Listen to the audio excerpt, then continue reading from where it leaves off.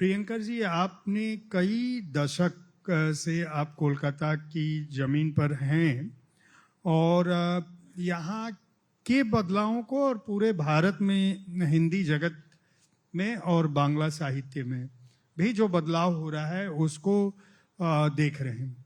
और केवल साहित्य नहीं, कला के क्षेत्र में जो बदलाव है, रंगमंच के क्षेत्र में जो बदलाव है, संस्कृति के क्षेत्र में जो बदलाव है वो भी देख रहे हैं। और जो भूमंडलीकरण की बात है, बहुत सारे लोग इसको सामान्य तौर पर हम कहें तो कहते हैं कि उदारीकरण का प्रभाव है, भूमंडलीकरण का प्रभाव है। व्यक्तिगत स्तर पर क्या बदलाव है? धन्यवाद जयप्रकाश जी, बहुत ही उपयुक्त विषय है आज के हिसाब से। लेकिन मुझे लगता है कि ये जो संकट है ये साहित्य का तो है ही, साहित्य से ज्यादा ये हमारे समाज का संकट है।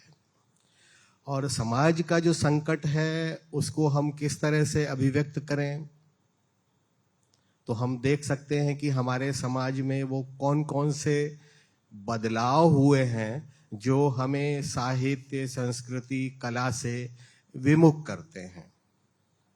और कई बार मुझे लगता है कि जब हम अपने देश की, अपनी भाषा की बात करते हैं तो एक इमोशनल बैगेज आ जाता है और हम थोड़े भावुक हो जाते हैं। तो मैंने सोचा कि क्यों ना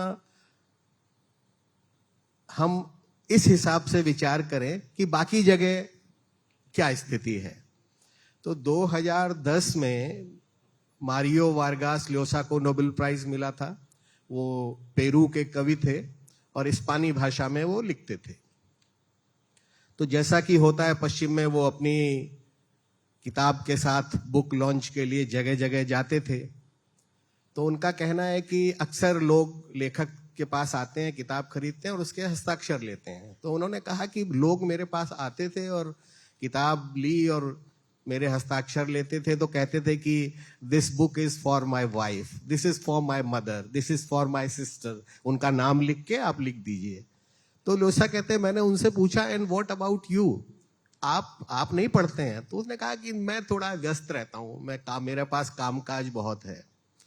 उसके बाद ल्योसा टिप्पणी करते हैं कि ऐसे समाज का क्या होगा जिसके पढ़े लिखे लोग पढ़ने को, साहित्य पढ़ने को ऐसी क्रिया मानते हैं, ऐसा काम मानते हैं जिसको डेफर किया जा सकता है, जिसको आगे के लिए मुलतवी किया जा सकता है, जिसको छोड़ा जा सकता है। उसके बाद वो कहते हैं कि ऐसा समाज जो साहित्य से दूरी बना लेता है वो धीरे धीरे आध्यात्मिक रूप से बंजर समाज हो जाता है। और एक और बात कहते हैं, उसमें फिर वैचारिक गुलामी आने लगती है। यानी अब हम साहित्य नहीं पढ़ते हैं तो हमने सोचना बंद कर दिया है। अब हमें जो रेडीमेड मिलता है उसको हम स्वीकार करते हैं, लेकिन पढ़ के विश्लेषण करने की क्षमता हमारे समाज में कम से कमतर होती जा रही है। आप देखिए, व्हाट्सएप इस ओर आता है और आप तुरंत 10-20 लोगों को फॉरवर्ड कर देते हैं, ढंग से उसको पढ़ते भी नहीं है। ये स्थिति है।